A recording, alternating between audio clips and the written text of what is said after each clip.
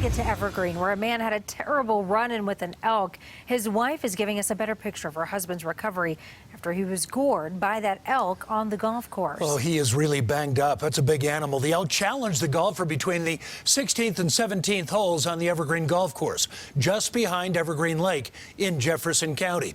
That's where CBS 4's Connor McHugh is live this evening. Connor, it was over the weekend, and you've learned the victim was actually in a golf cart at the time. Yeah, Jim, his wife says he was the passenger in that cart and was closest to the elk when it started to come towards them. Ultimately, they tried to leave and drive away, but that's when she says the elk struck him in the side. Come fall in Evergreen, a round of golf comes with a few extra hazards. They started at 1 o'clock. They were with the elk all day. But for Zach Bornhoft, Saturday was a reminder. His pain is unmanageable at the moment. Megan Bornhoft is Zach's wife. On Saturday, she went from receiving pictures like this to taking her own in the ICU.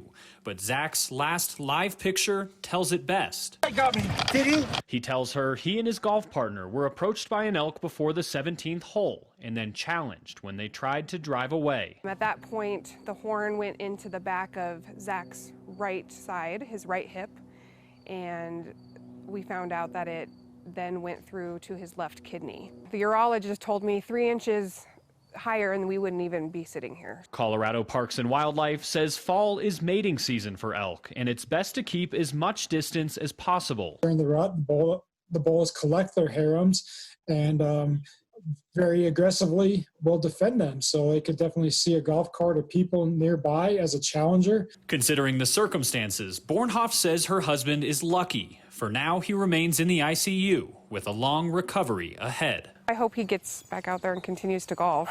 I hope this doesn't scare him away. Now, Denver Parks and Rec, which manages this golf course, tells us there was a lot of elk activity over the weekend on the course, so much so that starters have actually been telling golfers which holes to avoid and to play around and not play through when there are elk on the course. Live tonight in Evergreen, Connor McHugh covering Colorado First.